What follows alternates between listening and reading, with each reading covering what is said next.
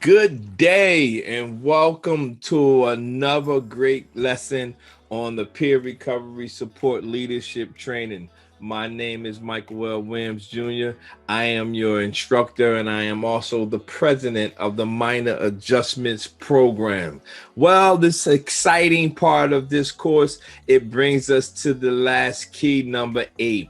However, before we get to key number 8, there's a question that's on your screen, and it asks, when dealing with a recovery participant, client, or whatever terminology you use at your agency, which of these things do you believe is the most important? A, information, B, application, or C, destination?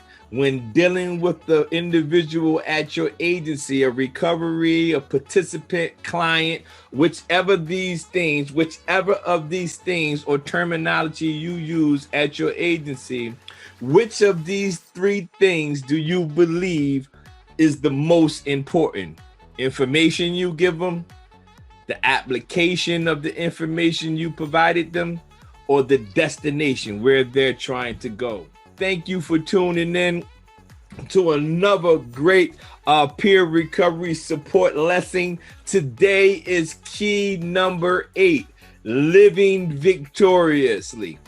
Key number 8 is living victoriously. If you are at this particular stage of this online leadership training, then I pray and hope that you have received a lot of different information that has been new to you through the first 7 keys. Now we're going into key number 8, and the title of this particular lesson is Live Victoriously. You know how I like to do it. Let's go to bullet number 1. Bullet number 1 is in the form of a question. Are you the best version of yourself?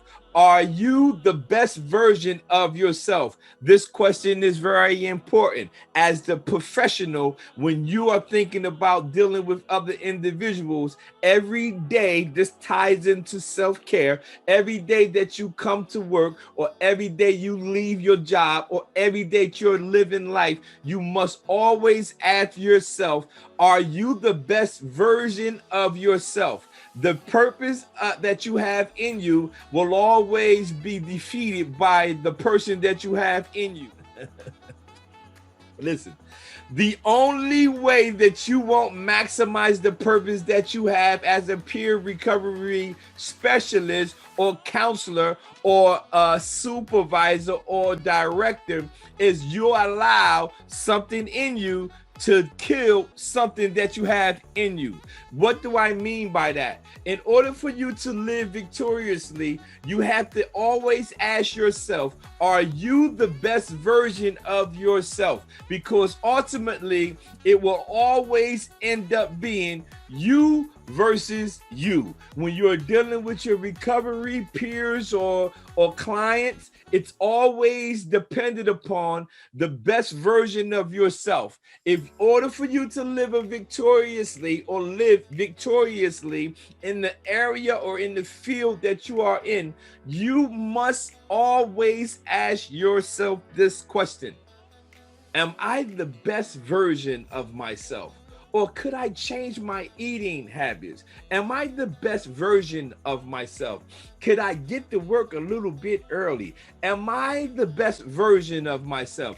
Can I make a little bit more commitment to what I am doing? Now, listen. This peer recovery support leadership training is for a multitude of individuals. This particular question, however, can go to anybody. This particular question, are you the best version of yourself, simply has been put into this curriculum is because I've noticed that the only person that can actually stop me is me. If I did not tell you all throughout this course, for 22 years of my life, I have struggled with crack cocaine and heroin and also living a criminal lifestyle. However, once I got down to the core of of why I was doing those things, I noticed and discovered that the only person who was actually stopping Michael was Michael. So I'll let you know that in order for you to live victoriously in the field that you are in or in your personal life, this question must be asked often. Am I the best version of myself? In order for you to live victoriously, this question must be asked. And we're talking about key number 8. This is the final key for this peer recovery support leadership training. The next bullet on your screen, it says the bucket with holes in it. There's a story about a man who had become a multi-millionaire. This man would get up every day and he will go through the same routine. He will go through the routine of going downstairs, reading his Bible, studying, doing some devotions, going outside, and he'll sit there and do it the same thing all the time. As he's doing that, he will get prepared before he go outside after he has his coffee to head to the barn where the animals were. He had a stick in his barn, in his house by his door. Once he grabbed the stick with the 2 hooks on it, he would head outside to the barn where the animals were. Inside this particular barn, he had a pile of good buckets on one side and he had a bucket with holes in it on the other side. Now listen, he would take one of the good buckets and he would grab one of the buckets with the holes in it to go get the waters for the animal that he had in the barn. He would walk across the field, get the water, fill it up, come back with the water for the animals. Day after day, week after week, month after month, he did the exact same thing, and this man had become a multi-millionaire. Now, one particular day, he goes through the same routine as he always does in the morning. He goes downstairs by his door, he grabs his stick, head out to the barn where the animals were.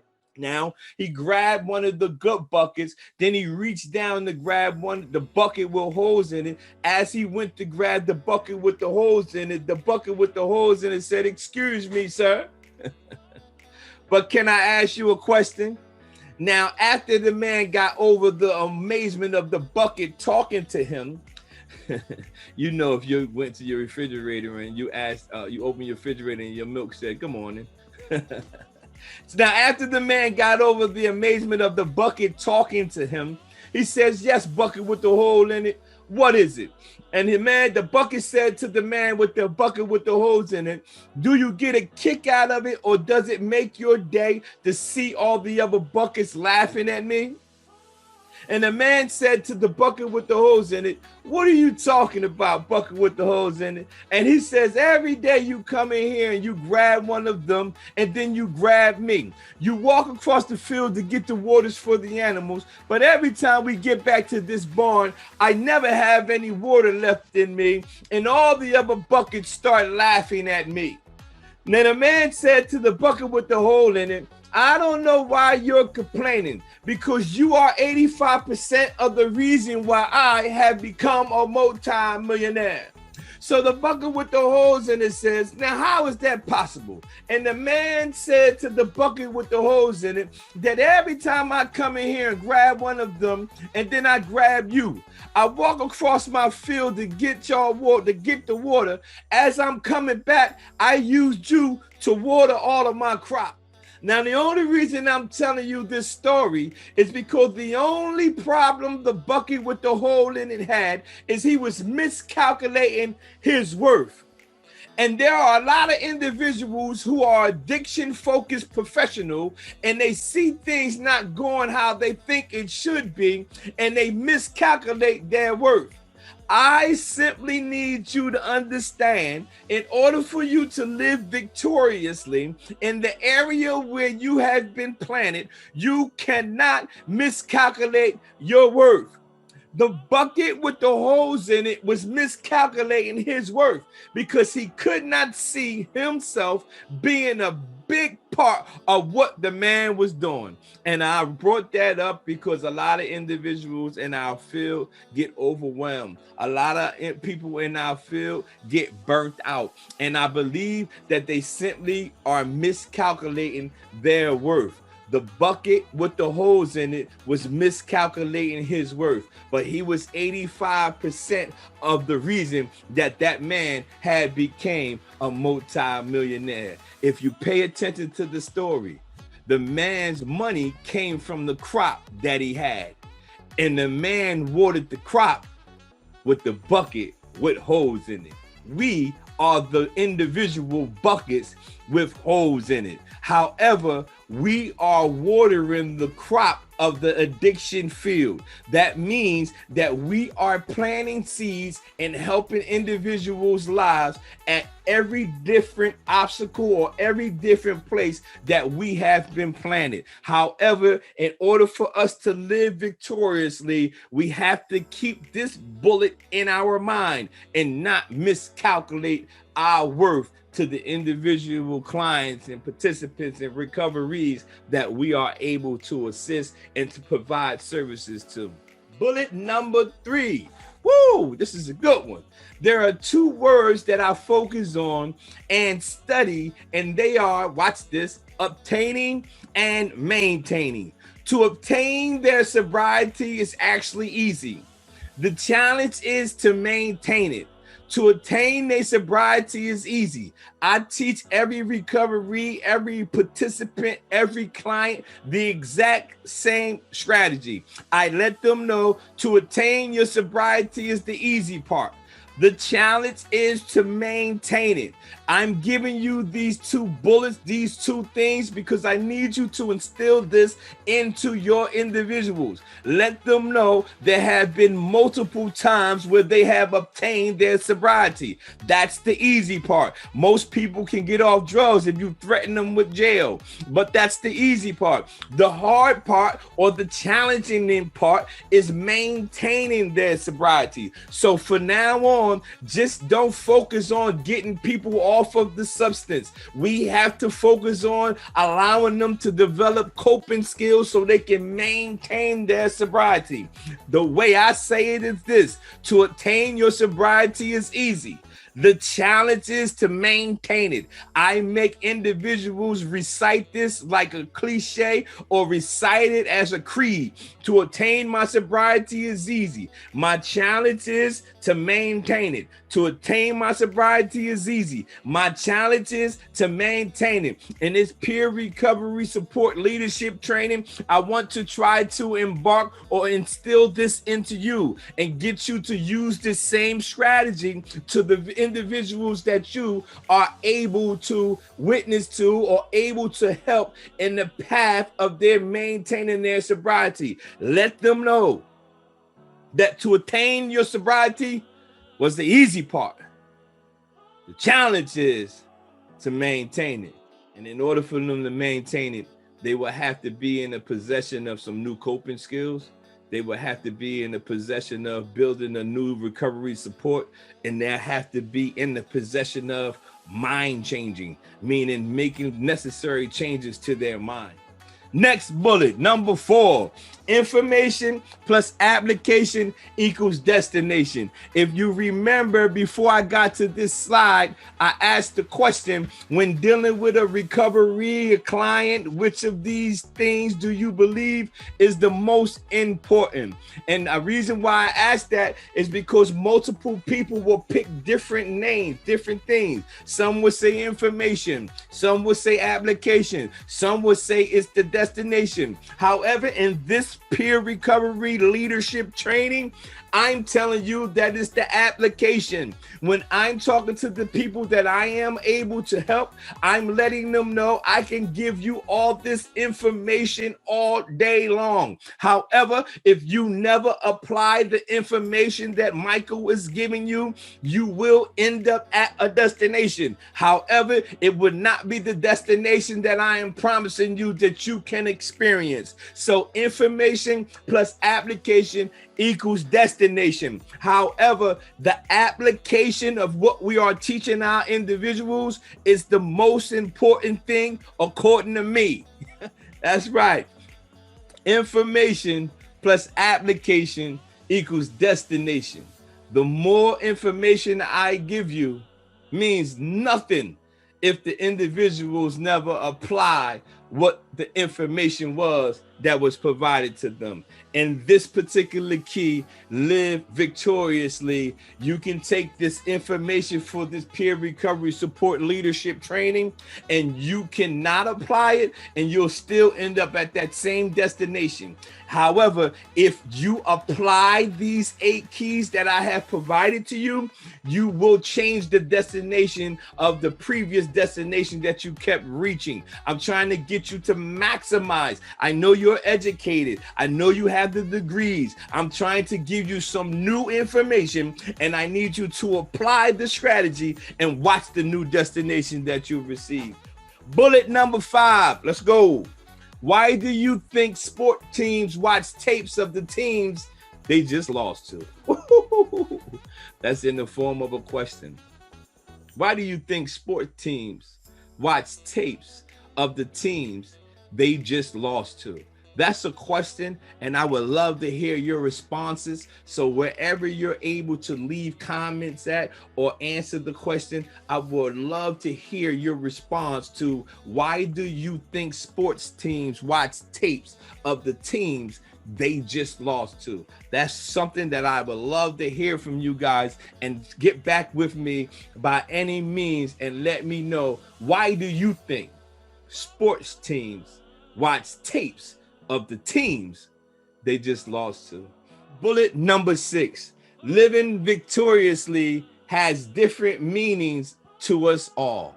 Living victoriously has different meaning to us all. I can't tell you how living victoriously means what it might mean to you. It's the same way as what does recovery mean to you?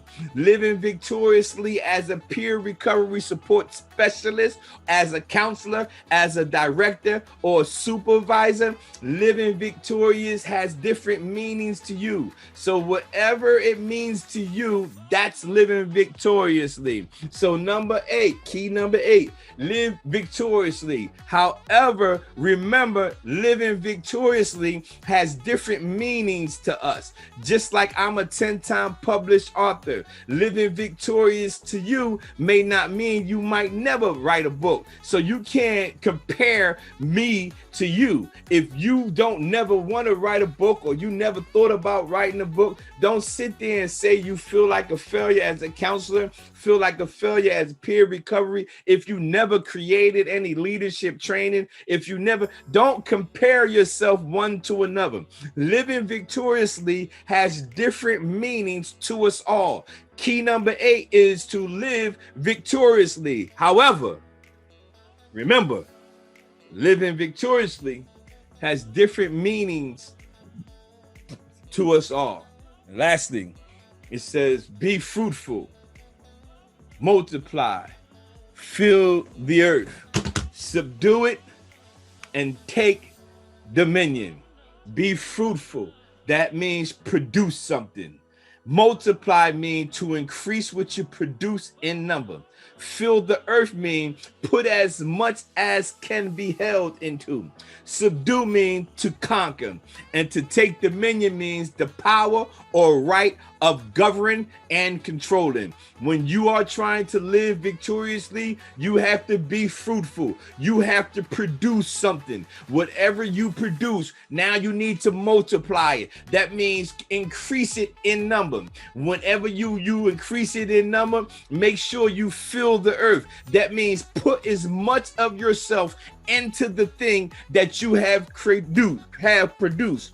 And subdue means to conquer. Now, why is that so important? Because when you are new or you coming into a particular field or you're starting to do something new that you have produced, you will face some type of fear. You might feel like you're not educated enough to do this. You might feel like you aren't the right race to do this. You might feel like you don't have the background to do this. However, you have to conquer that fear. After you conquer that fear, now it's time to take dominion. And to take dominion means the power or the right of controlling and governing what you have produced. Again, my name is Michael L. Williams Jr.